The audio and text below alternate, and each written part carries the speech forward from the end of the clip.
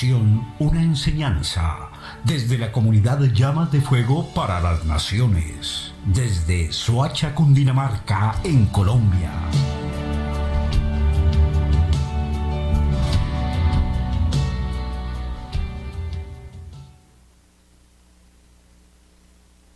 Shalom para todos en esta tarde. Damos la bienvenida a todos aquellos que se conectan a través de la fanpage del Roe Pablo Escalante y de la emisora restaurandolaSendasAntiguas.com. Bueno, hoy vamos a comenzar nuestro estudio exegético de Bereshit, capítulo 33, del versículo del 1 al 20. Es poco la cantidad de versículos, pero es grande la cantidad de revelación que tiene esta enseñanza. Y vamos a empezar a hacer el estudio. Yo voy a hacer la traducción o voy a hacer la lectura en una versión que llama la versión Targum de Qumrá. Versión Targum de Qumrá.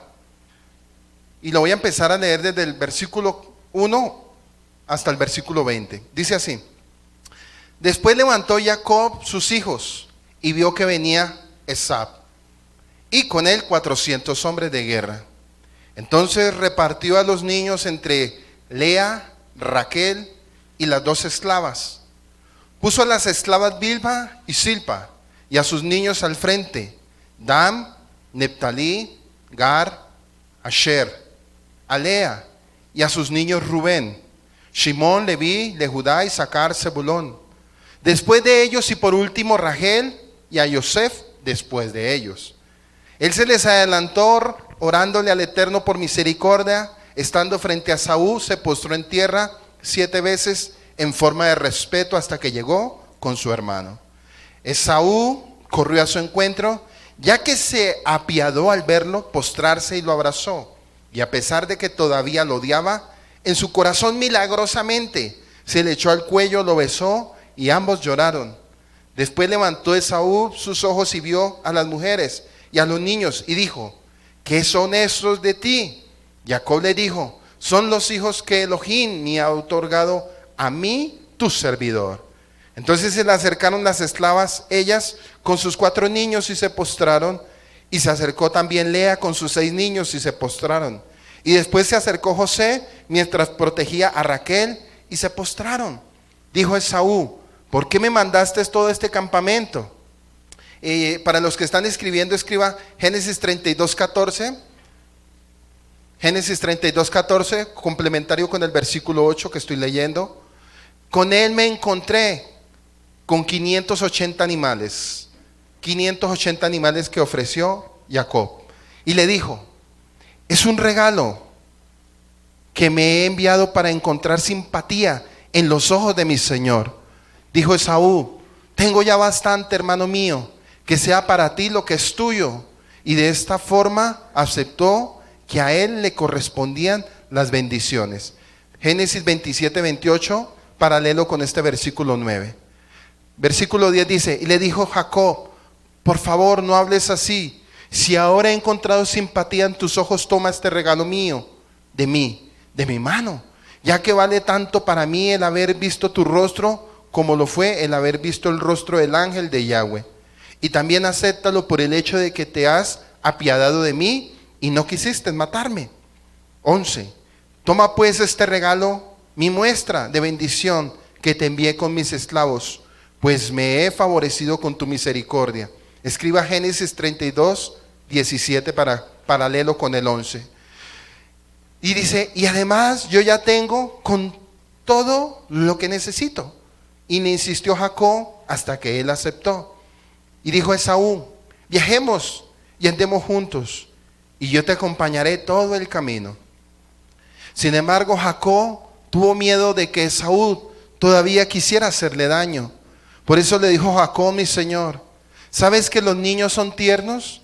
Y que el cuidar a las ovejas y a las vacas que recién parieron recae sobre mí. Si las apresuran un solo día, morirá todo el ganado. Versículo 14. Que pase mi señor delante de mí, su servidor, ya que yo avanzaré despacio a mi ritmo, al paso del trabajo que yo llevo por delante, de cuidar a los animales que parieron y al paso de los niños, hasta que llegue a encontrarme con mi señor en Sheir, al sureste de Jordania. Génesis 32:4 para que tú lo apuntes como referencia del versículo 14.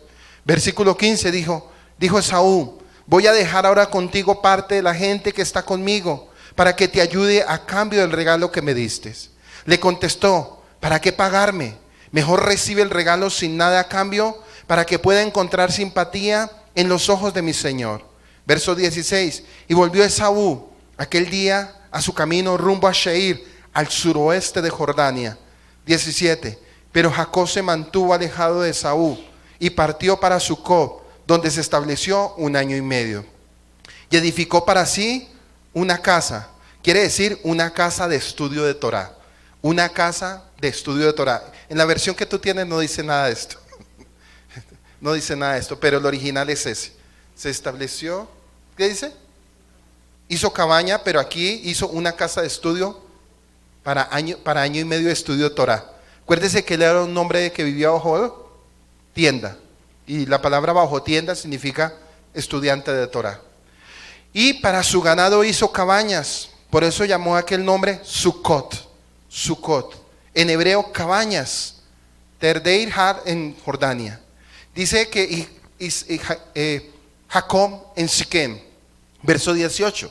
Finalmente llegó Jacob totalmente sano y salvo, con todas sus propiedades, en la tierra de Canaán, Israel, al volver de su larga estadía en Padán Aram. Escriba Génesis 28:5 paralelo al 18. En Padán Aram, Harán en Turquía, y como ya iba a comenzar Shabbat, eso, imagine que aquí dice como ya iba a comenzar Shabbat, y eso está en una interpretación que se llama She, capítulo 16, verso 30. Esos son estudios. Acampó al frente a la ciudad en Tel Balata. Acampó enfrente de la ciudad en Tel Balata. Verso 19. Después compró la pequeña porción del campo donde había desplegado su tienda a los hijos de Hamor, el padre de Shiquem, por 100 monedas. En el versículo 20, y separó el diezmo, el 10 de sus propiedades para sedacá, para caridad, como había prometido. ¿Eso dónde está? Génesis 28:22. Dice que erigió un altar para agradecerle al Eterno, que volvió en paz, y alabando al Eterno lo llamó el Elohim de Israel. Bueno, ya hicimos el estudio de los 20 versículos, mucho más a fondo lo que usted lee ahí en su versión. Y ahora sí vamos a comenzar el desarrollo. Dice que un punto para empezar a enseñar para los que se están conectando en este momento a través de la fanpage. Estamos estudiando Génesis capítulo 33 del verso del 1 al 20. Y el punto para recordar con esta enseñanza es Esaú, y lo leíamos, que eso está en el capítulo 25, verso 25, que cuando él nació pelirrojo, nació velludo, y la analogía de este hombre es que cuando nació ya hecho en su naturaleza de lo que él iba a hacer hasta el final de su vida. Porque todos los que hemos estudiado la vida de Esaú y Edom, nos damos cuenta de que él en ningún momento buscó arrepentimiento con el padre. Por lo contrario, el corazón de él se endureció y aún desobedeció a su padre Isaac y a su madre Rebeca, al punto que se mezcló con mujeres que sus padres le habían dicho que no lo hicieran. Se mezclaron con hititas, con cananeas y con ismaelitas. Y de ahí vemos que salieron los edomitas, mezclados con los madianitas. Pero también esto nos enseña algo a capítulo 33. ¿Cuántos han escuchado la angustia de Jacob? Hay una revelación en Jeremías donde dice la angustia de Jacob. Y sabe que este capítulo 33 también tiene que ver mucho y es muy paralelo a la angustia de Jacob. Porque Jacob, cuando estaba angustiado, que somos Israel, dice que Israel va a vivir un tiempo de la angustia. ¿En la angustia en qué sentido? Cuando Jacob se iba a acercar a su hermano, dice que su corazón estaba tan lleno de miedo. Lo mirábamos en el capítulo anterior, capítulo 32. Nos dimos cuenta algo que él hizo. Dice que él primero oró, después mandó animales y por último se preparó para la guerra. Porque él estaba angustiado al punto que dividió la tribu en dos campamentos, Mahanaim, dos campamentos. Los dividió en dos campamentos, uno el campamento de Lea y otro el campamento de Raquel. Pero note que también había un campamento de ángeles, porque él tenía la esperanza, porque los ángeles que habían estado con él en la frontera para entrar a Aram eran unos. Y cuando él retornó, habían otros ángeles que estaban dentro de la tierra de Israel. Pero hubo también algo muy importante en esa enseñanza, que antes de él encontrarse con su hermano, hubo una pelea. Pero no fue una pelea, sino fue aferrarse a la bendición. Y aprendimos algo que a través de ese aferramiento espiritual, que fue al anochecer. ¿Por qué fue en la noche? ¿Por qué no fue en el día? Porque la noche significa tinieblas, significa ceguera, significa pecado. Por eso alguien que anda en pecado dice que la luz no le ha amanecido. Por eso cuando nos acercamos a Yahshua, a Jesús, Él es la luz del mundo. Entonces entendíamos que a través de ese aferramiento en esa noche, dice que en el amanecer, el mismo ángel de Yahweh, que es Yeshua, le dijo: suéltame, porque raya el alba. Quiere decir que en el final del conflicto, para obtener la bendición, ya Jacob había muerto a su vieja naturaleza. Y llega Yeshua, Yahweh en Yeshua le pregunta: ¿cómo es tu nombre? Entonces la pregunta es: ¿por qué el Eterno va a preguntar el nombre si él lo sabía? Era para dar a entender que reconociera su naturaleza. Soy un suplantador, soy un engañador. Pero también le sumamos muchas características de este hombre, porque él tenía muchas raíces en su corazón. Un hombre de 97 años, no era cualquier niño. Eso nos enseña a nosotros que no importa los años que llevemos en el Eterno, es un proceso de ir muriendo. Pero hay un día y una hora donde el Eterno va a procesar el corazón de cada uno para ser bendecido. Y se le llegó ese día y la hora a Jacob, a sus 97 años. El ángel de Yahweh se le reveló en Jaboc, que significa el río, o el cruce del río. Hubo una pelea por la bendición. Eso quiere decir que la salvación no es fácil. No es solamente hacer una oración: Señor Jesucristo, yo te necesito, sé que soy pecador. No, aquí nos damos cuenta que un hombre a sus 97 años, caminando con el Eterno desde la niñez, quiere decir que hubo un día, hubo un momento, un instante y una hora donde tenía que pasar al tablero para reconocer su vieja naturaleza, y su nombre Jacob ser cambiado por Israel. Por eso cuando hablamos de Israel, hablamos del origen de la raíz de todos nosotros, porque el origen en el planeta Tierra, el origen de todo y el centro de todo es Israel, no se le olvide. Entonces nos damos cuenta que él pelea la bendición, y después de esa pelea lo descoyunta. ¿Qué quiso enseñar con eso el Padre?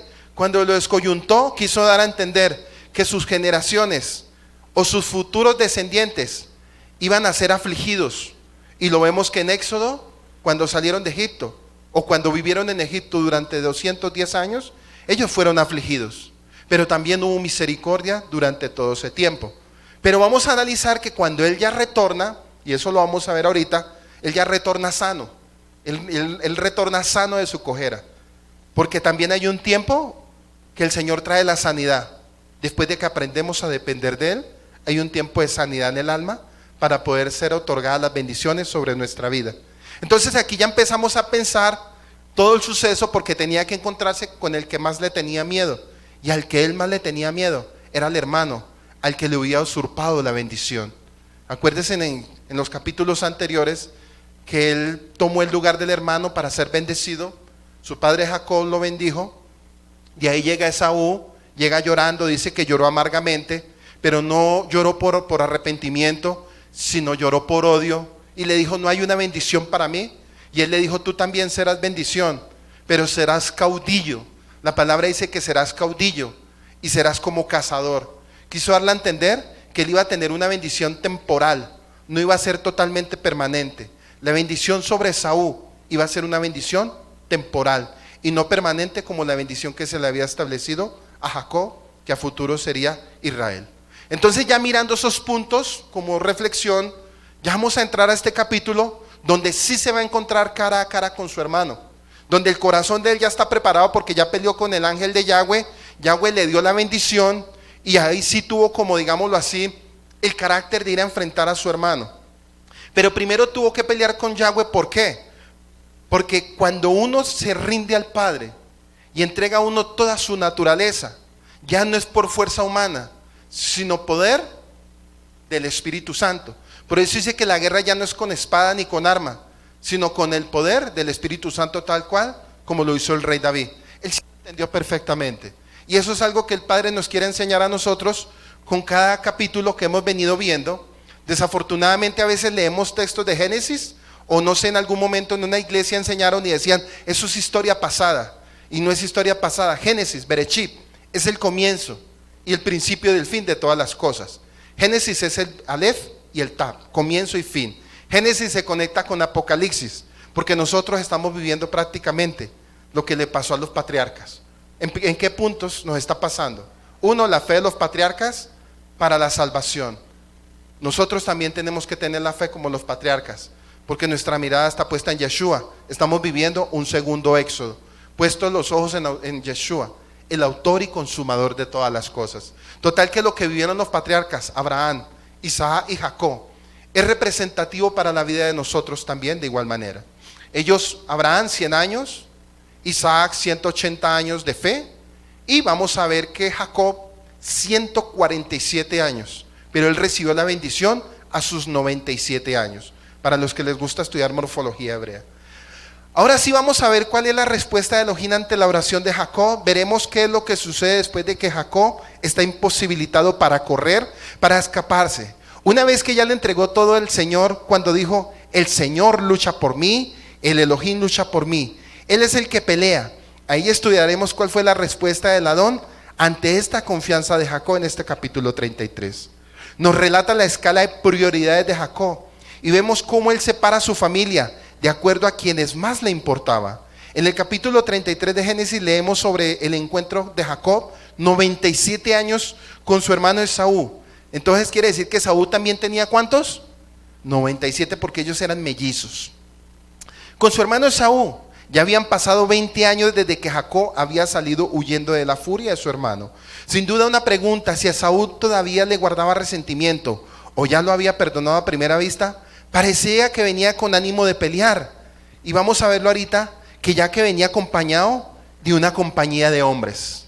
Génesis 33, 1, 2 dice, y alzando Jacob los ojos miró, y he aquí Esaú venía con 400 hombres con él. Otro punto para analizar de Esaú, dice que Esaú era hombre de ¿qué? De casa. La palabra casa y que cazaba en el campo. ¿Se acuerda que dice que él era un hombre de casa y cazaba en el campo? El contexto es hombre que caza en la tierra y hombre que caza en el mundo, por su naturaleza violenta. Hombre que caza en el mundo y hombre que caza en la tierra. Quiere decir que él no era cualquiera. En este momento vamos a ver que él era más poderoso, 100 veces más que el mismo Jacob, y se van a invertir los papeles. 100 veces más era más poderoso que su hermano Israel, 100 veces más. Y dice que con él se acercaba a Jacob con 400 hombres, y realmente ellos no transmitían sus pacíficas intenciones. Y un punto para analizar, uno no necesita 400 hombres para llorar sobre el hombro de su hermano, ¿cierto? Si yo voy con un arrepentimiento, ¿por qué yo llevo 400 hombres? Partamos de ahí. Si Esaú hubiera tenido la intención de buscar paz con su hermano Israel, simplemente él va y se presenta solo y no tiene necesidad de llevar 400 hombres. Eso nos lleva a pensar que en su corazón había odio y resentimiento. Eso nos lleva a pensar que la intención que llevaba Esaú no era de llorar sobre el hombro de su hermano, sino de matarlo. Porque dice que él era hombre de guerra y era hombre cazador, para que usted lo vaya entendiendo. Entonces dice que 400 hombres para llorar sobre el hombro de su hermano, pues pónganse a pensar, eso es como un ejemplo. Usted le hizo a alguien algo en un momento de un pasado y Yahweh le dijo, ve y acércate, y él también se está acercando, ¿sí? Pero resulta que ese hombre se le acerca a usted con armas en mano, ¿sí? Y con una, digámoslo, se le va a acercar a usted a pedirle perdón con una pistola en la mano. ¿Usted qué piensa? Pero eso no es ningún perdón. Usted se va a acercar es para matarme. O sea, eso no es ningún perdón, ¿cierto? Que el Eterno revierte las cosas. Que el Eterno mete mano, porque él tenía que meter mano. ¿Por qué? Porque ya antes, en capítulos anteriores le decía, y de ti haré una gran nación, y te bendeciré en gran manera. Serás como la arena y como las estrellas del cielo, cosa que no le dijo a Isaac, solo se lo dijo a Abraham y a Jacob. A Isaac solo le dijo, y serás como las estrellas. Entonces quiere decir que Yahweh le dijo, tranquilo, tranquilo, tú ve, vuelve a tu tierra, yo me voy a encargar de todo lo que suceda. Yo voy a, mi ángel que es Yeshua, va a ir delante de ti y él te va a guardar. Entonces analicemos que 400 hombres para llorar sobre el hombro de su hermano, o sea, ahí me está llevando a pensar ya en morfología investigativa que la intención de él no era ninguna cosa buena. Por eso hacía una analogía: si alguien se le acerca a usted, al cual de pronto usted en un pasado le hizo algo, y viene con una pistola en la mano, pues usted dice, no, él no viene con intención de perdón, él viene con la intención de matarme. Y así venía este hombre con 400 guerreros. Y dice que entonces dividió, miren lo que hizo Jacob, porque él sabía la intención de su hermano. Entonces dividió a los niños entre Lea y Raquel. ¿Qué significa Lea? La casa del sur. Lea tuvo 4 hijos: Rubén, Simeón, Leví. ¿Cuál fue el otro? Y Judá, la casa del sur. Pero también se acerca la casa del norte. ¿Quién es? Raquel. Pero dice que el último hijo, que se llamaba ¿cómo? José, añadirá. Acuérdese, y va usted a notar algo con esta enseñanza, que hace falta uno. Y vamos a ver por qué en ese momento no había nacido todavía, pero faltaba uno, y ahí hay profecía también. Entonces dice, y se puso a las siervas con sus hijos delante, y Lea con sus hijos después, y Raquel con José en último lugar. Como podemos ver, separó a su familia según la importancia que tenían para él, dejando a Raquel y a José al final. Esta vez no nos mandó adelante, nos mandó atrás. Mire, esto ya es profético. Ya se cambió todo. ¿Por qué? Porque ya Jacob, Israel, era un hombre del espíritu, no era un hombre de la carne. ¿Y sabe que eso me recuerda mucho a Pedro? ¿Se acuerdan? Pedro primero le dijo a Yeshua, antes de haber recibido el poder del Espíritu Santo: hasta mi vida daría por ti, ¿sí o no? Y después de que fue lleno del Espíritu Santo, dice que por el propósito del plan de salvación, murió por la causa. Pero lo hizo ¿por qué? Y se cumplió todo en Pedro porque fue un hombre lleno del Espíritu Santo. Entonces aquí vemos a un Israel lleno del Espíritu Santo. Ya no es el suplantador, ya no es el engañador, ya se acerca con otro tipo de pensamiento. Por eso en la pelea que él tuvo, soltó todo lo que había dentro de su ser para ser otra persona. Y eso quiere decir que cuando yo suelto mi viejo hombre y mi vieja naturaleza, estoy dándole a decir al Padre: Padre, ya no va a ser mi vieja naturaleza, ya va a ser mi nueva naturaleza, la que va a esperar y va a confiar en ti, en todos los propósitos que tú hagas de hoy en adelante. Entonces dice que, como podemos ver, separó su familia según la importancia que tenían para dejarlo, Raquel y a José, y al final porque eran sus favoritos.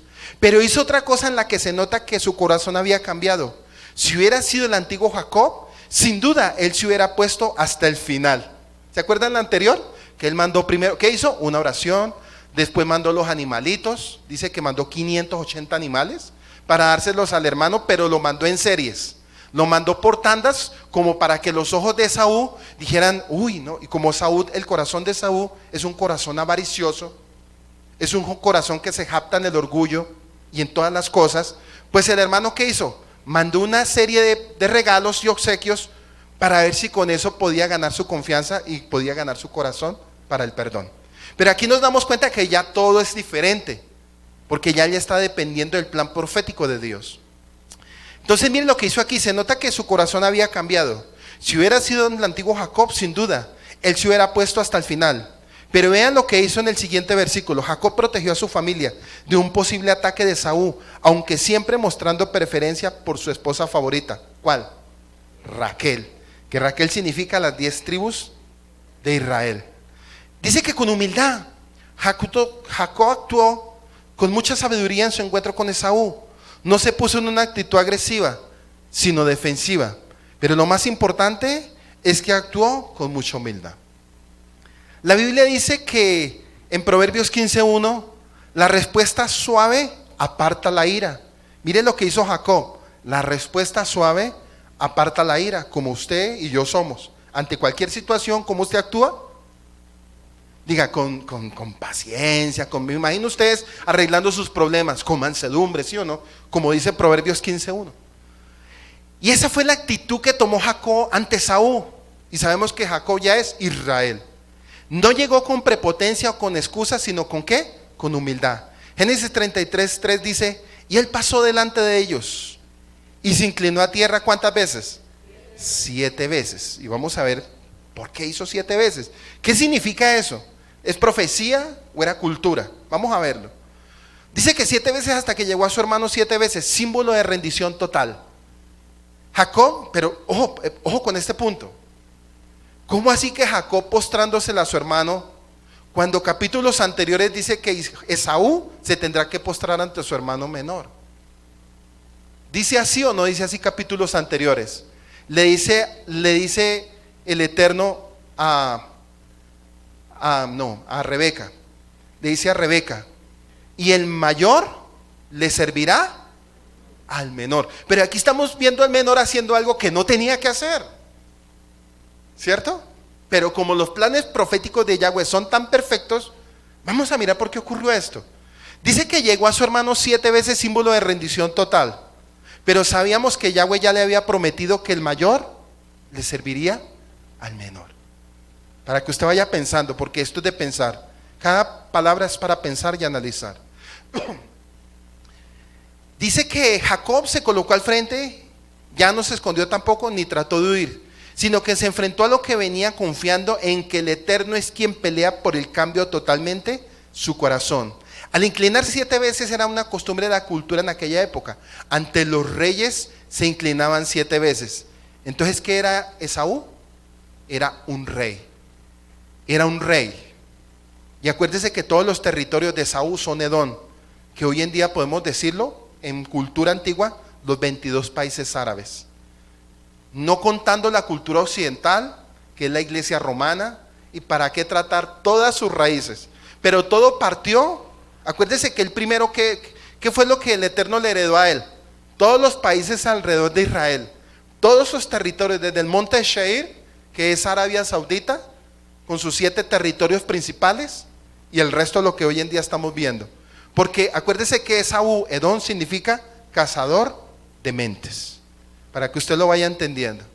Por eso cuando nos enseñan nombres, se corre el grave error de que no nos enseñan en cultura hebrea el contexto de lo que significa cada nombre.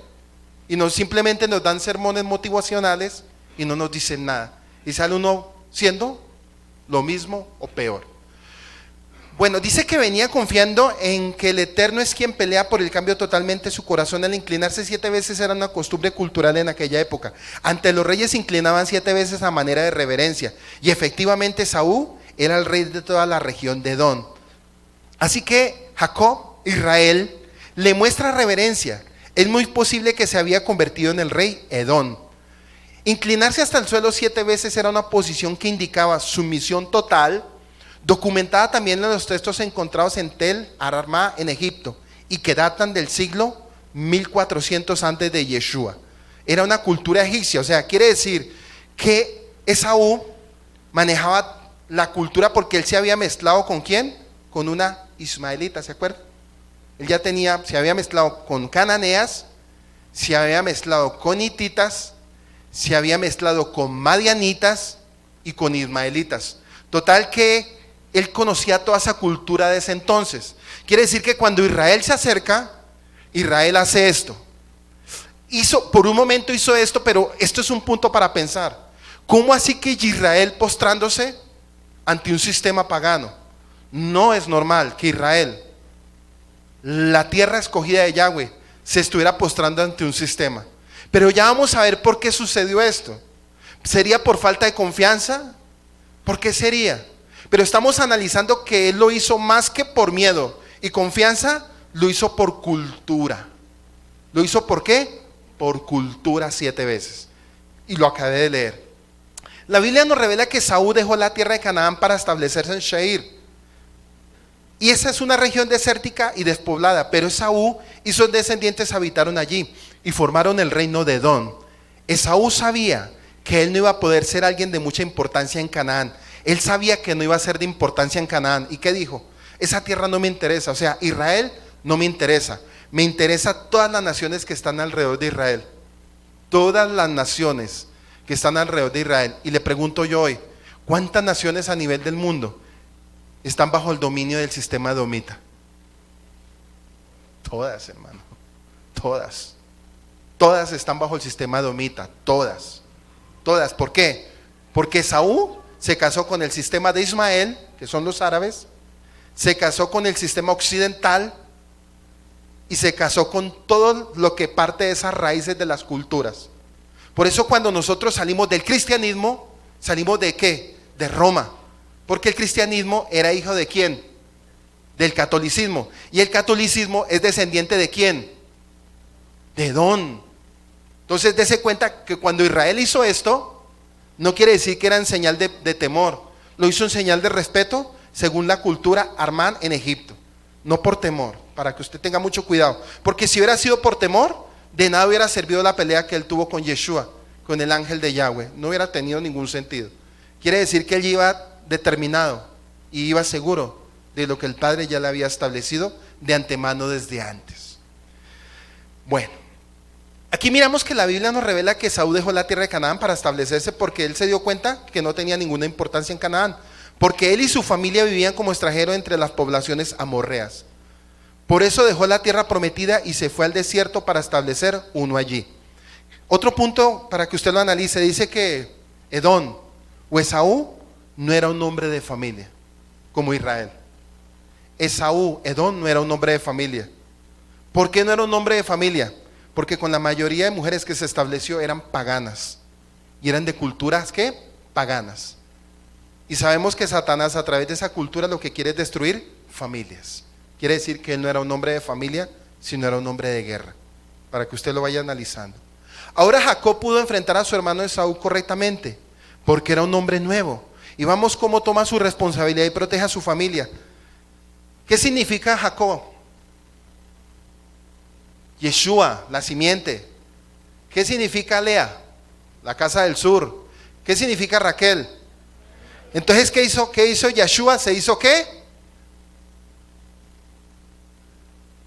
Jacob se hizo qué? Delante. ¿Para proteger a quién? La casa del norte y a la casa del sur. ¿Qué hizo Yeshua cuando vino? Murió por nosotros. Por la casa del norte, por la casa del sur. Dice que Jacob pudo enfrentar a su hermano Esaú correctamente porque era un hombre nuevo y vamos a cómo toma su responsabilidad y protege a su familia. Se pone delante de ella y enfrenta a su hermano inclinándose 7 veces, humillándose ante él. Podemos respetar a una persona a pesar de su conducta maligna. Él sabía que Esaú era malo. Él lo sabía. En ese caso, por el hecho de ser su hermano, merecía respeto. Él lo respetaba. En medio de todo, él respetaba a su hermano mayor, sabiendo que él era malo. Que la simiente de él era ¿qué? Mala. Entonces el Eterno intervino milagrosamente tomando el control sobre los sentimientos de venganza de Esaú. Ojo con este punto. Dice que él venía con 400 guerreros. Llega y se le acerca, se toma del cuello al hermano y llora. Entonces aquí estamos mirando que lo que le sucedió a Esaú fue por naturaleza de Esaú o por intervención divina. Por intervención divina. Ojo con este punto. Intervención divina. Porque Jacob se había humillado durante la noche de la lucha, por medio de la oración. Ojo con este punto. Dice que cuando Jacob peleó con el ángel de Yahweh, de Yeshua, dice que él vio la cara de su hermano, ¿cierto? Hay un Talmud, y hay que tener mucho cuidado. El Talmud es muy en contra de las cosas del Eterno. Pero ellos sí dicen un punto muy claro que sí me gustó. Dicen que cuando Jacob peleó con el ángel de Yahweh, con Yeshua, vio el rostro de su hermano Esaú. Él peleó con su hermano Esaú. Él peleó con su hermano Esaú en el espíritu. En el espíritu Jacob peleó con el espíritu de Esaú a través del ángel de Yahweh. ¿Qué quiere decir eso? Que en esa pelea Jacob, creyendo lo que el Eterno iba a hacer, y lo estamos viendo aquí, que esa lucha que tuvo Jacob con el ángel de Yahweh era para que interviniera en esta reunión que se iba a suscitar en este momento. Porque dése cuenta que cuando él vino, venía con violencia. Pero cuando él ve a Israel, ¿qué sucede? Inmediatamente viene la intervención divina de lo que Yahweh le había prometido, que el menor serviría al mayor. Inmediatamente, ¿qué hizo el mayor? Jacob se doblegó 7 veces, pero por cultura. Pero es más tremendo alguien que se le cuelga en el cuello y le llora. Es más tremendo. Porque un hombre violento, un hombre de casa, un hombre que no era de familia, llega y se le cuelga a su hermano menor. O sea, quiere decir que Edom, ojo con este punto, esto es muy profético. Edom necesita de Israel. Edom necesita de Israel. Edom no puede por sí solo. Edom necesita de Israel para obtener la salvación también. ¿Se acuerdan cuando el apóstol Pablo fue a predicarle a los goy? A los gentiles. ¿Y quiénes éramos los gentiles? Todos nosotros en las naciones. Y los gentiles significa y representa Edom. ¿Sí ve? Edom. Necesitamos de Israel para obtener la salvación. Porque la salvación viene ¿de dónde? Dijo Yeshua, la salvación viene de los Yahudín. Y Yeshua, fuente de salvación para los judíos. Porque Yeshua era ¿qué? Judío. Nació judío, vivió como judío y murió siendo en ningún momento ni griego, ni romano, ni católico, ni nada. Tal cual como se está diciendo. Entonces miramos que el Eterno intervino milagrosamente tomando el control sobre los sentimientos de venganza de Esaú porque Jacob se había humillado durante la noche. ¿Se acuerda que la noche qué representa? Pecado, tinieblas, oscuridad. Pero por medio de la oración, Jacob, por causa de su quebrantamiento y arrepentimiento, su hermano pudo cambiar. Jacob ya había enviado regalos y mostrado que no quiso tomar nada material de Esaú, pero por inclinarse mostró que estaba sometido a su hermano y que no quiso ningún poder social sobre él. Por supuesto, si Jacob no hubiera intentado controlar todo hace 20 años, todo esto no sería necesario. La promesa de Isaac a Jacob, y eso lo miramos en Génesis 27, 29, donde dice: sírvate en los pueblos y las naciones se inclinen a ti y sé señor de tus hermanos. ¿Sí ves lo que le está diciendo a Israel? Sírvanse en los pueblos y las naciones se inclinen a ti. ¿A quién? A Israel. Sé señor de tus hermanos. ¿Cuál es la cabeza mayor a nivel espiritual y profético? Israel. Es Israel. Por eso Yeshua dice en la carta a Matillajo: yo no vengo sino por las ovejas perdidas de la casa de Israel. Y resulta que cuando él estaba hablando a todas las ovejas esparcidas. ¿En qué momento se esparcieron esas 10 ovejas? En el año 587, cuando fue llevado el pueblo de Israel cautivo. ¿A dónde? A Babilonia. Y no retornaron, sino que se mezclaron entre las naciones y se esparcieron. Entonces hay gente que dice, ¿dónde estarán las ovejas perdidas de Israel? Están como perdidas. Perdido está el que dijo, porque estamos era esparcidas, que es muy diferente. Estamos era esparcidas. Y Edom también pertenece al pueblo de Israel. Hay una parte de Edom y hay una parte de Ismael que están reconociendo que Yeshua es el Señor y Salvador. O sea, la salvación se está abriendo para todas las culturas. No hay puerta cerrada. Bueno, entonces ya mirando ese punto, sería cumplido tiempo antes. Muchas veces solo hacemos un desastre cuando intentamos ayudarle al Eterno en la carne. Yahweh nunca necesita que pequemos para ayudarle, ¿cierto? O lograr sus planes en nuestra vida. Esaú no era un hombre paciente y seguramente no estaba dispuesto a esperar la promesa divina. Por lo que vemos en la Torá, la Biblia, él buscaba la gratificación inmediata y no la recompensa eterna. Esaú decidió dejar la tierra prometida en busca de mejores oportunidades. Toda su vida menospreció la herencia divina y por eso él no fue contado entre el pueblo del Eterno. La Biblia dice que Yahweh rechazó a Esaú, que vino como consecuencia de su rechazo al Señor y su herencia. Malaquías capítulo 1, versos 2 y 3 dice: yo os he amado, dice el Eterno, pero vosotros decís: ¿en qué nos has amado? ¿No era Esaú hermano de Jacob? Declara el Señor. Sin embargo, yo amé a Jacob y aborrecí a Esaú, e hice sus montes desolación y di su heredad a los chacales del desierto. La herencia que Esaú escogió fue ser rey de los chacales del desierto en lugar de ser siervo del Eterno. Por eso lo vemos fuera de la tierra prometida. Pero vamos a ver también la reacción de Esaú. Dice que ahora, volviendo al contexto de Génesis, leemos que Jacob se inclinó a Esaú 7 veces, lo cual no hubiera sido extraño si Esaú fuera un rey. Esaú venía acompañado de 400 hombres dispuestos a pelear, pero la actitud de humildad de Jacob desarmó a Esaú. Pero más que la humildad, ¿qué fue? Dígale al que está al lado suyo, lo espiritual.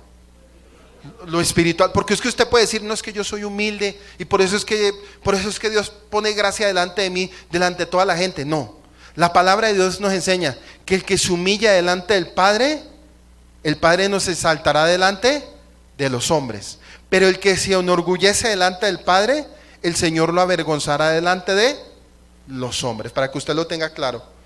O de pronto usted dirá, oiga, ¿verdad?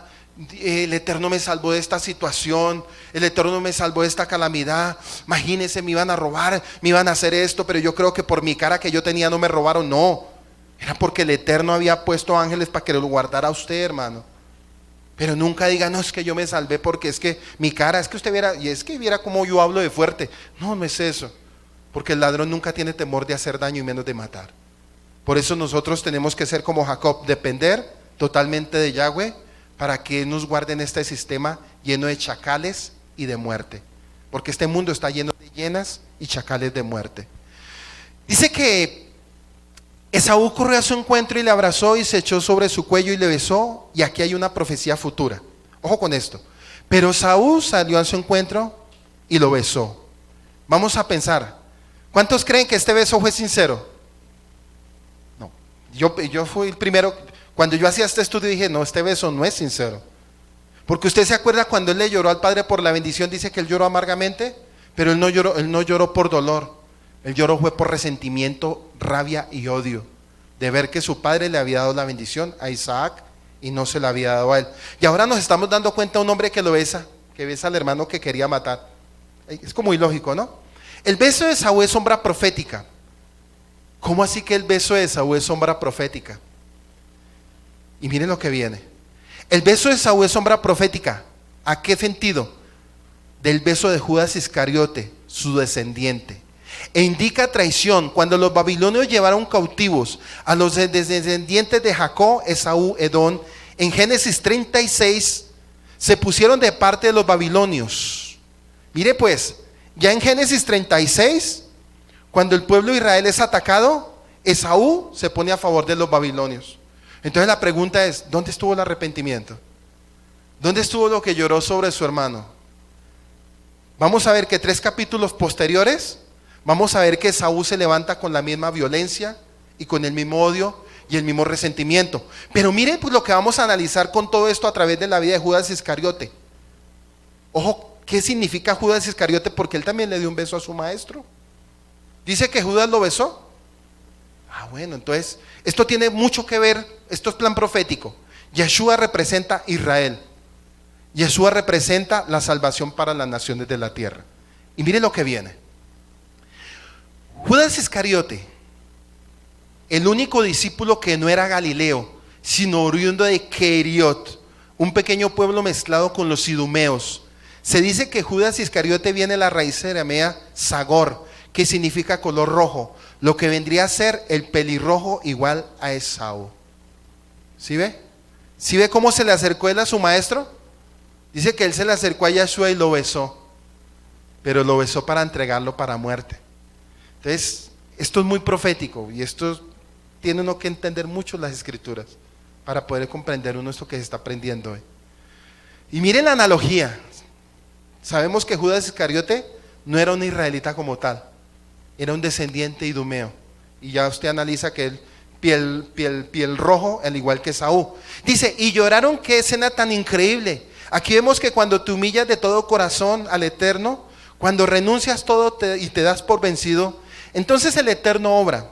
Imaginémonos la cara de Jacob cuando vio venir a su hermano y que le abrazó y lloró. Seguramente él entendió que el Eterno era el que verdaderamente estaba peleando por él, y solo el Eterno es el que cambia los corazones. Esta es una de las escenas más emotivas, al igual que la escena de José. Aquí, ¿se acuerdan cuando José lo entregaron sus hermanos? Pero lo más tremendo es que sus hermanos, después de que tuvieron el encuentro con él, ¿cómo fue la actitud de José? Sincera, de perdón. Aún él, ¿sabe qué hizo él? Dijo, Bueno, traigan a mi padre. Bueno, traigan a su padre, porque él en ese momento no dijo traigan a mi padre. Traigan a su padre para conocerlo. Y dice que cuando llegaron todos, él amorosamente a todos los... ¿Sí ve la diferencia del perdón verdadero? Porque lo que se le hizo a José era para haber él tomado venganza y haber matado a ¿quién? A Simón y a Leví, que fueran las cabezas de ese cartel en ese momento. Porque Rubén tenía un corazón de buena intención, porque Rubén dijo no lo matemos, échenlo en el cisterna, pero no lo maten. Y miramos que Rubén después vino a buscarlo, pero ya se lo habían llevado los ismaelitas, los descendientes de Ismael, los árabes, y fueron y lo vendieron ¿a dónde? A Egipto. Y nos damos cuenta que más adelante, después de todo ese suceso de una profecía que hubo sobre él, porque sobre José dijo que los hermanos como palmeras, como trigos, se iban a inclinar ante él. Y ellos se llenaron de tanto celo y de rabia con José, que dijeron como el menor de todos, porque José significa añadirá. Por eso ojo con estos puntos que estamos enseñando, añadirá. Dice que cuando él vio a su familia en angustia y aflicción, ¿qué hizo él? Los tomó, los mandó a llamar, y dice más adelante que hubo un perdón tan hermoso que se restauró todo, muy parecido a Esaú, ¿cierto? Esaú en ningún momento tenía la intención absolutamente de nada. Entonces el verdadero perdón, sin ir al Nuevo Testamento, por eso yo dije, yo no tocaré el Nuevo Testamento, solo toqué a Judas Iscariote, porque era un descendiente de Edom. Pero miramos que José representa y nos enseña el verdadero perdón hacia su hermano. ¿Qué sigue? Entonces dice que esta es una de las escenas más emotivas, al igual de la escena de José y sus hermanos, que veremos más adelante. En esta escena tan inspiradora vemos la fidelidad del Eterno, cumpliendo sus promesas y obrando para bien a pesar de nuestras imperfecciones.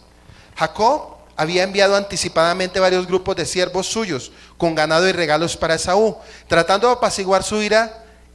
Ya frente a él su actitud es humilde, al extremo.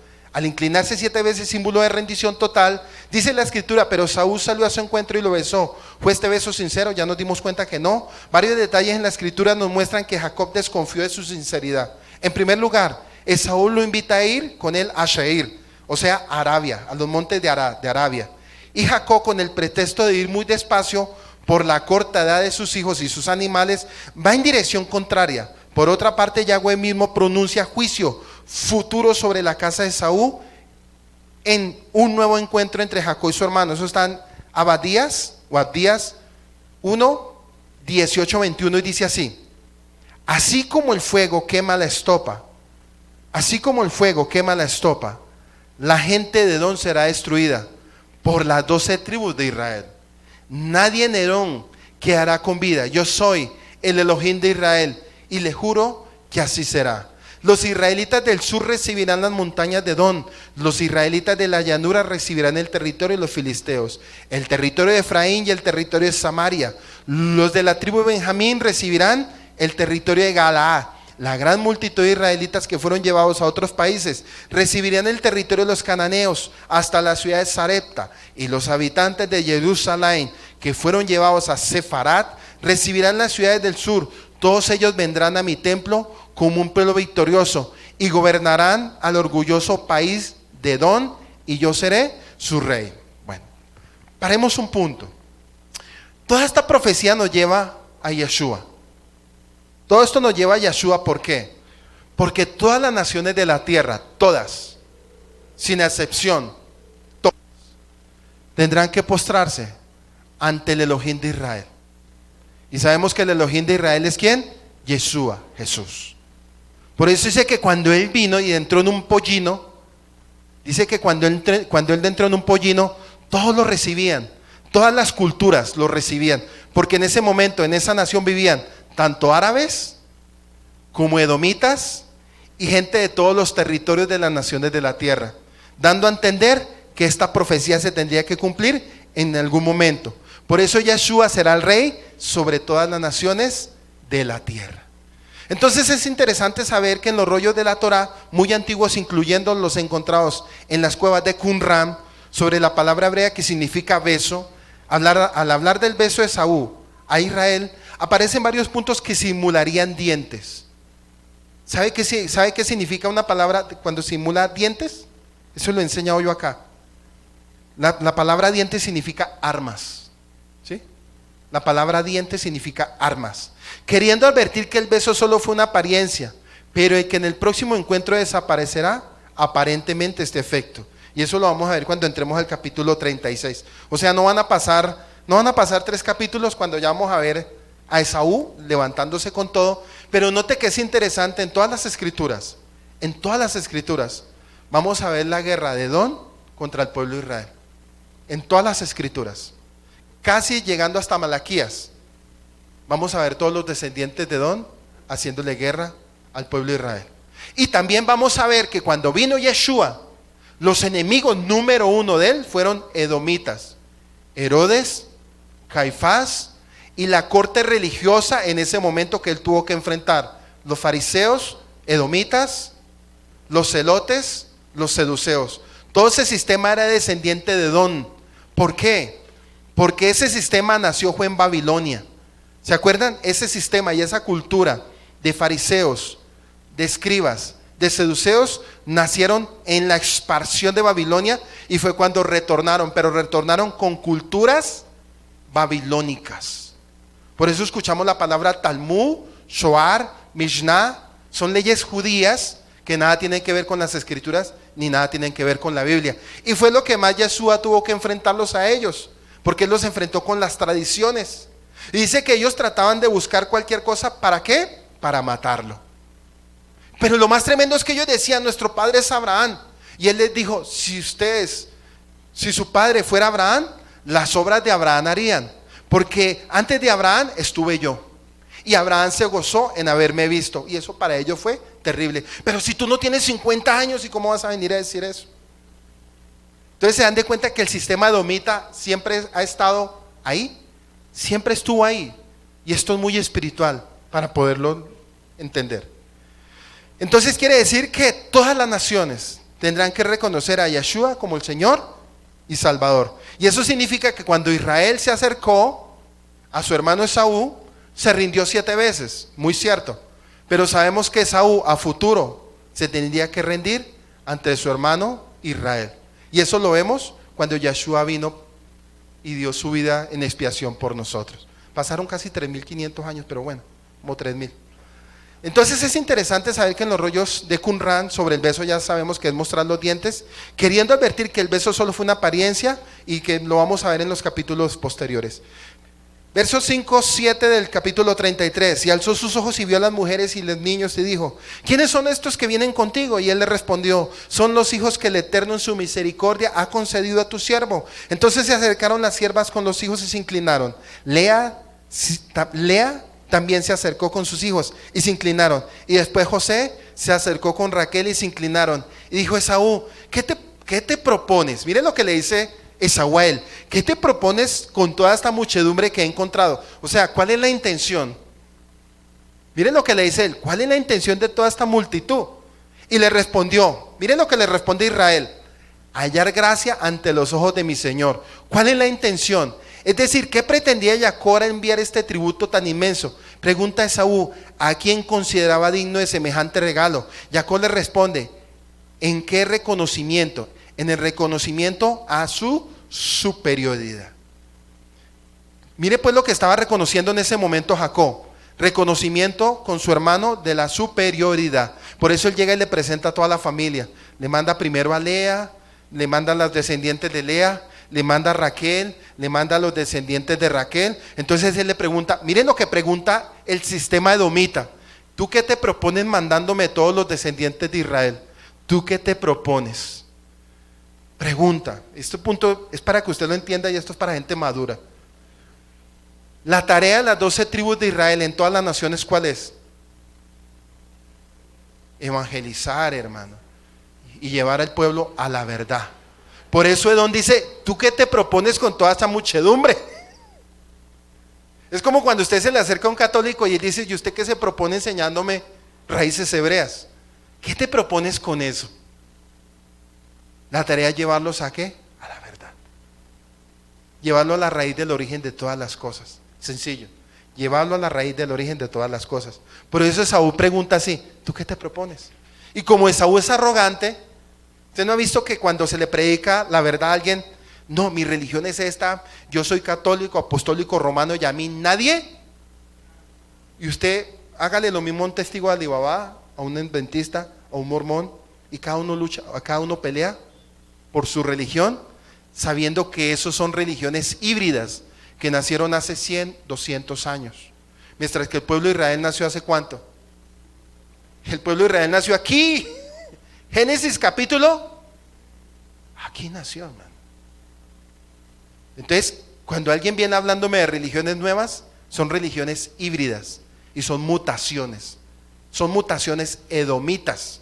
Porque ¿cuál es la tarea de Edom? Cazar la mente de los débiles. Bueno, seguimos con esto. Dice, ¿cuál fue la intención? Es decir, ¿qué pretendía Yacual enviar este atributo tan inmenso?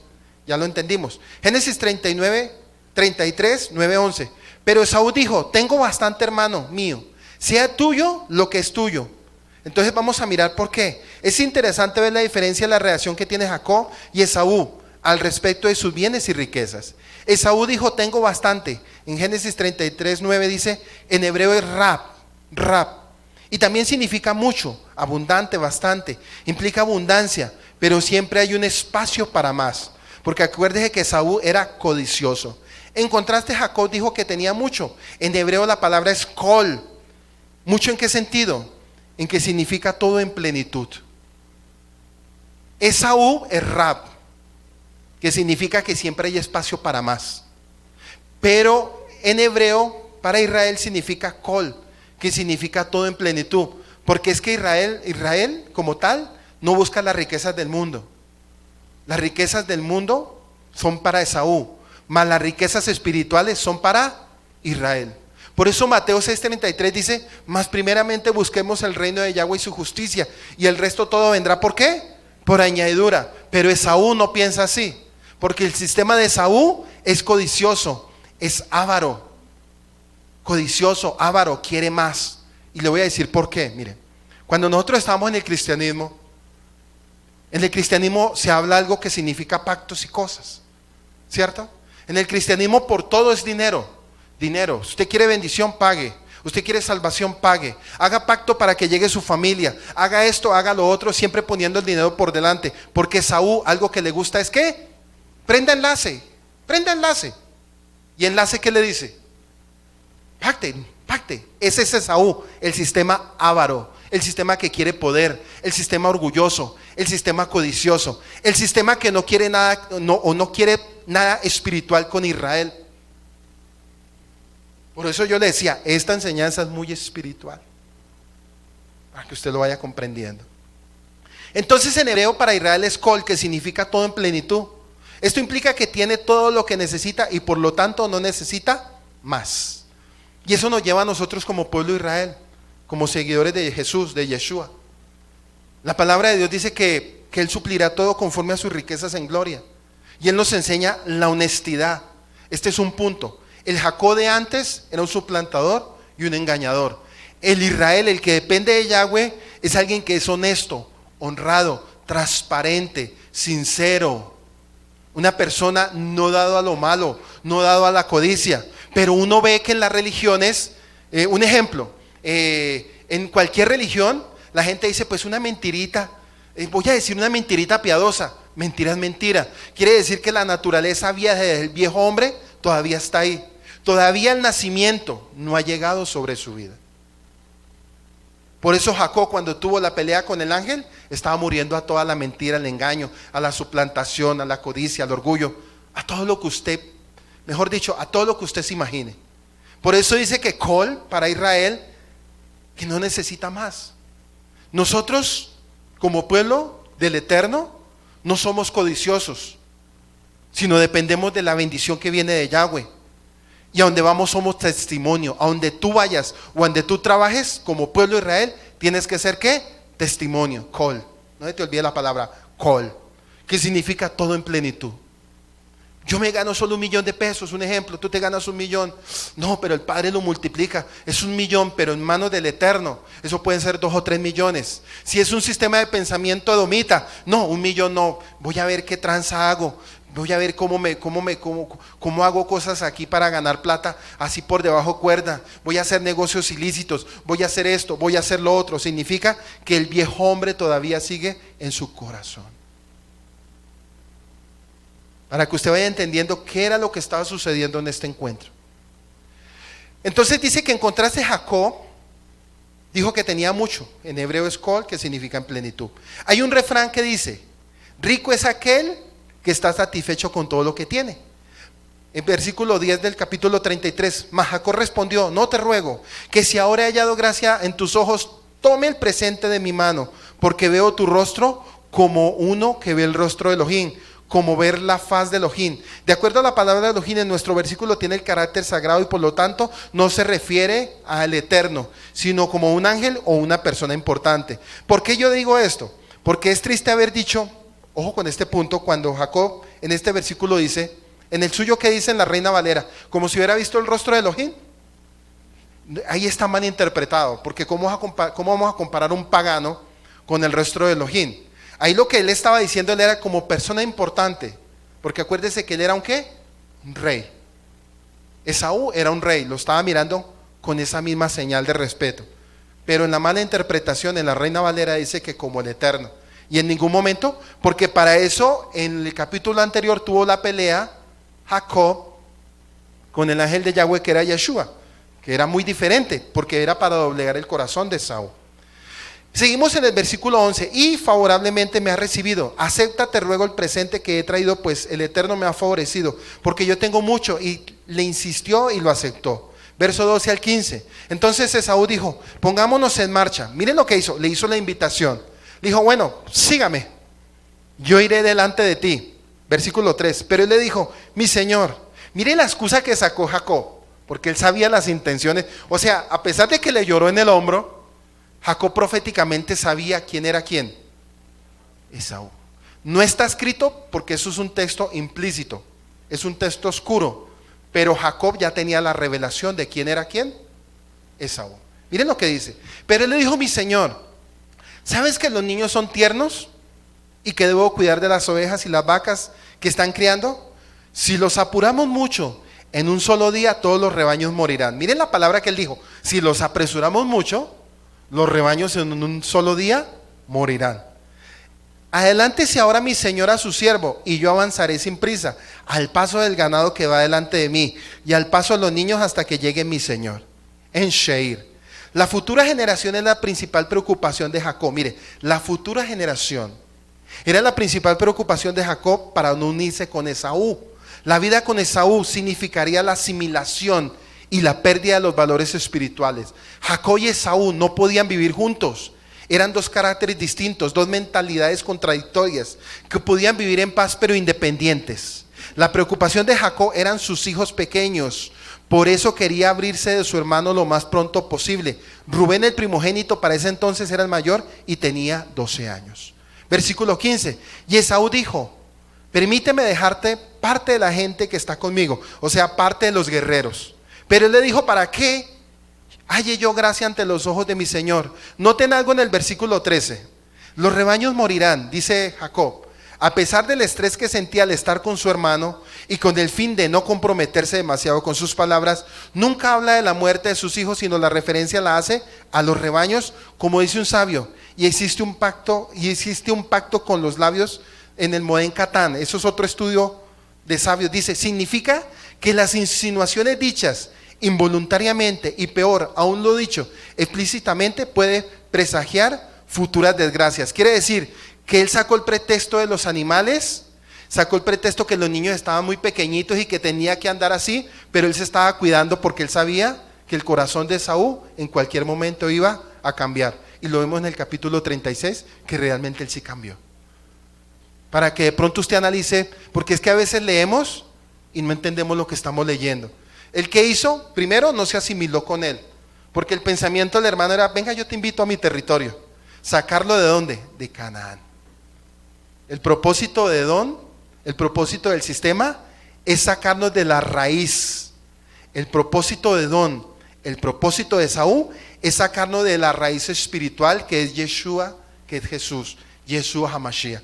Ese era el propósito, sacándolo. Entonces él dijo, no, Yo me quedo acá atrás y ya escucharon del por qué. Pero noten lo que sigue. Estos pronósticos involuntarios terminan convirtiéndose en profecía.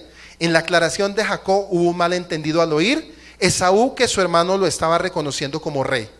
Él creyó que su hermano se estaba convirtiendo en su súbdito, pero esa no era la intención de Jacob, de Israel. Él lo estaba reconociendo era como rey de Edom, pero no como su rey.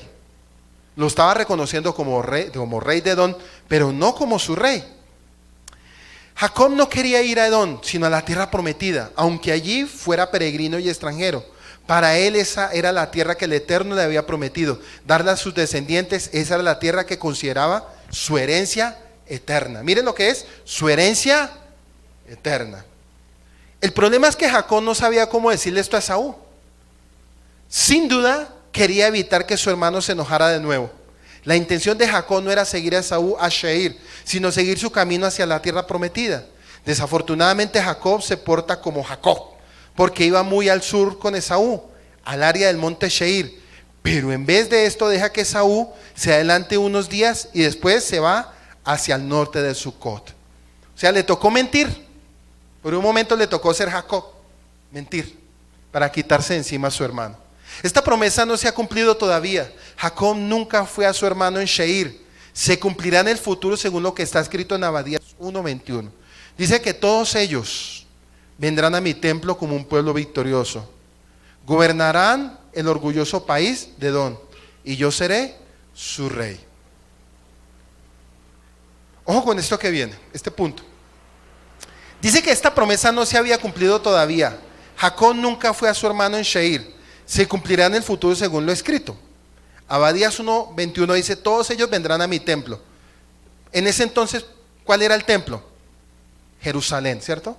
Dice que todos ellos vendrán a mi templo como un pueblo victorioso y gobernarán al orgulloso país de Edom. Y ya sabemos qué significa Edom, ¿cierto? Sistema, cazador y un poderío y señorío. Pero nos dimos cuenta que ya esa profecía se cumplió de que todas las naciones tenían que venir a adorar, ¿a dónde? A Jerusalén, cuando estaba el templo allá. Decía que venían de todos los territorios a Jerusalén. Génesis 33, 16, 18 dice, aquel mismo día regresó Esaú por su camino a Seir. Mientras que Esaú regresó a su tierra en Seir, hoy al sur de Jordania, Jacob tomó rumbo hacia la tierra prometida, pero antes de cruzar el Jordán, se detuvieron temporalmente ¿en dónde? ¿Qué dice en su Biblia? Sucot. Más profecía.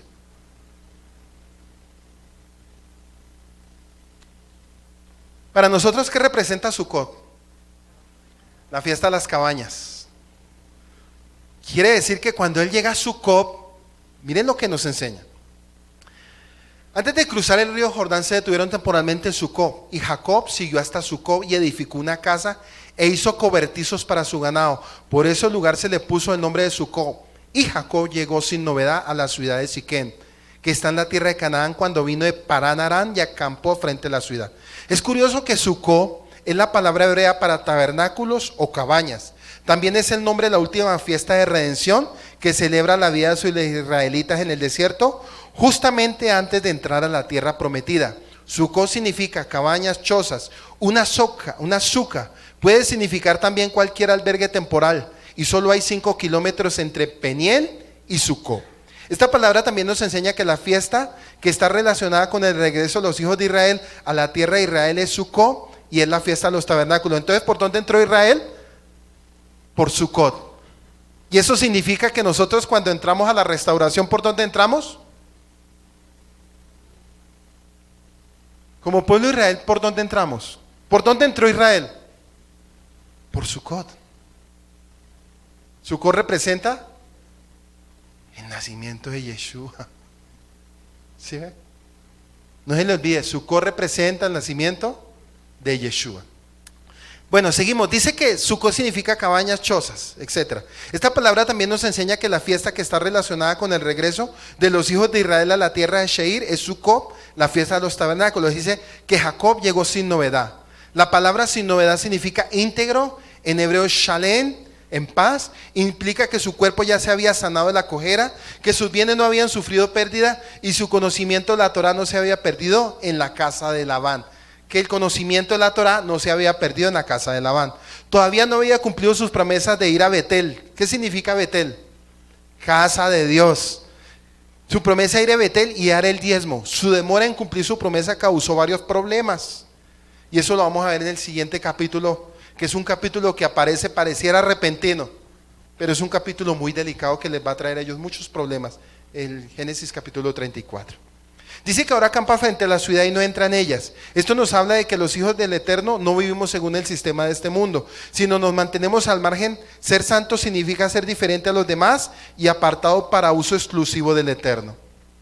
Ya para ir buscando la final, él salió solo a la tierra prometida y ahora regresa con una gran familia 22 años después. Al entrar a la tierra, Jacob hizo dos actos muy significativos al entrar a la tierra prometida. Génesis 33, 19. Dice que él compró una tierra.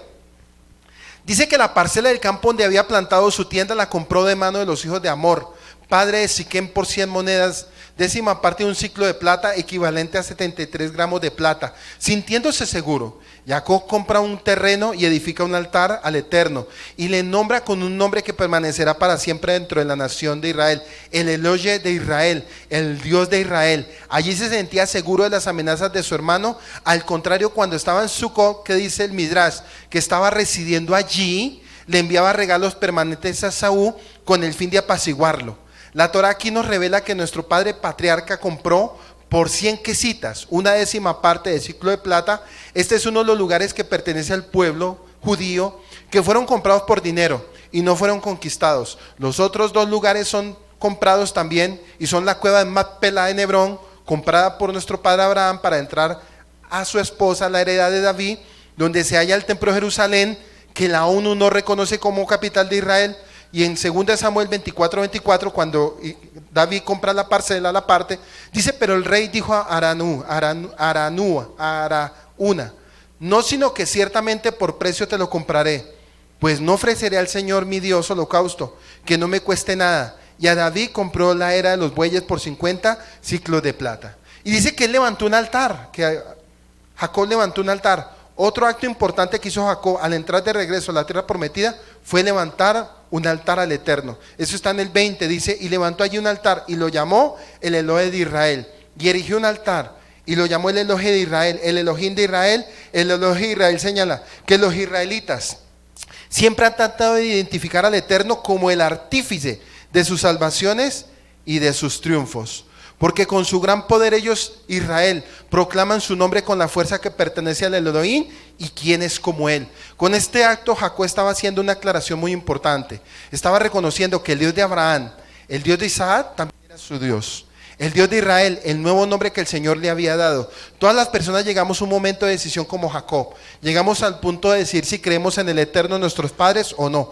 Es una decisión personal y todos debemos hacerla. Jacob hizo un reconocimiento cuando se cumplió en su totalidad la promesa que el Eterno le había hecho el día en que había salido huyendo. Y eso está en Génesis 28, 20, 21. Entonces Jacob hizo un voto diciendo, si el Eterno mi Dios está conmigo y me guarda en este camino en que voy y me da alimento para comer y ropa para vestir y vuelvo sano a mi casa de mi padre, entonces el Eterno será mi Dios. Y miramos que en Siquén, ya entrado en la tierra prometida, el lugar que Jacob escogió para asentarse fue Siquén. Es el lugar en el que mismo el Eterno mandó a construir un altar cuando los israelitas entraron a la tierra prometida. Está situado entre dos montes, entre el monte de Baal y Gerizim. Deuteronomio 11, 29, 32 dice, y cuando Yahweh tu Dios te haya introducido en la tierra a la cual vas para tomarla, pondrás la bendición sobre el monte de Yesirín, que significa cosecha fructuosa, y la maldición sobre el monte de Baal, esterilidad, las cuales están al otro lado del Jordán, tras el camino del occidente, en la tierra del cananeo, que habita en Araba, frente a Gilgal, junto a la encima de Moré. Y sabemos que Moré significa enseñanza o instrucción. Porque vosotros pasáis hacia el Jordán para ir a poseer la tierra que os Elohim vuestro el Eterno, y la tomaréis y habitaréis en ella. Cuidaréis pues de cumplir todos los estatutos y decretos que yo os presento hoy delante de vosotros. También allí fue donde Abraham se detuvo y construyó un altar. Eso está en Génesis 12, 6, 7. Y pasó Abraham por aquella tierra, hasta el lugar de Siquén, hasta la encina de Moré, y el cananeo que estaba entonces en la tierra, y apareció Elohim de Abraham y le dijo, a tu descendencia daré toda esta tierra, y edificó un altar a Yahweh, a quien le había aparecido. Siquén era una tierra idónea para alimentar el ganado. Más tarde veremos que los hijos de Jacob regresan allí con sus rebaños. Aunque era ideal para el oficio de Jacob como ganadero o como pastor, en realidad no era el lugar donde Jacob debía permanecer. Pronto el Eterno lo iba a llamar para que siga su camino siguiendo los pasos de Abraham. Siquén tampoco era la idea, por lo que los habitantes tenían otro estilo de vida. Y vamos a ver que en Siquén, en el capítulo 34, cuando entremos, vamos a encontrarnos que tenían una cultura diferente, a pesar de que estaba dentro del mismo territorio casi de Israel. Puntos para analizar. ¿Qué nos enseñó esto hoy? Y vamos a empezarlo a analizar. Por eso le dije, aquí hay mucho. Si usted lo lee así recorrido, va a decir, no hay nada. Pero si lo miramos a los ojos de lo que el Eterno nos quería transmitir hoy, hermano, yo creo que esto es mucho. Esto es muchísimo lo que nos enseña. Lo que le quiso enseñar a Abraham, a Isaac, a Jacob, y lo que nos quiere enseñar a nosotros como pueblo. Por eso miren, esto es tremendo. Este tipo de enseñanza no es para todo el mundo. Dígale al que está al lado suyo y el que me está escuchando por el video, esto no es para todo el mundo. Porque todo el mundo quiere escuchar enseñanzas motivacionales, pero no quieren mirar sus raíces y el origen de las cosas. Esto no es para todo el mundo. ¿Por qué? Porque Edom no quiere los asuntos espirituales. Edom quiere son los asuntos motivacionales. Bueno, y nos despedimos en esta tarde dándole toda Rabal Eterno, dándole gracias por esta enseñanza. A todos los conectaditos, por favor, comparte este video con un amigo, con un familiar, con una persona que no sea creyente, compártelo, enséñale cuál es el fin de todas las cosas, porque Apocalipsis 22 dice que cuando el Eterno retorne en la Nueva Jerusalén, dice que la Nueva Jerusalén tendrá 12 puertas, donde entrarán las 12 tribus. No dice que entrarán congregaciones, entrarán las 12 tribus del pueblo de Israel. No habla de denominaciones, no habla de eso, habla de su pueblo. Entonces damos toda Rabá y bendecimos a todos aquellos que nos escucharon a través de la fanpage y a través de la emisora Restaurando las Sendas Antiguas. Chava Shalom para todos. Escuchaste una enseñanza desde la comunidad Llamas de Fuego para las Naciones, desde Soacha, Cundinamarca, en Colombia. Si deseas comunicarte con nosotros, contáctanos en nuestra página web www.restaurandolassendasantiguas.com.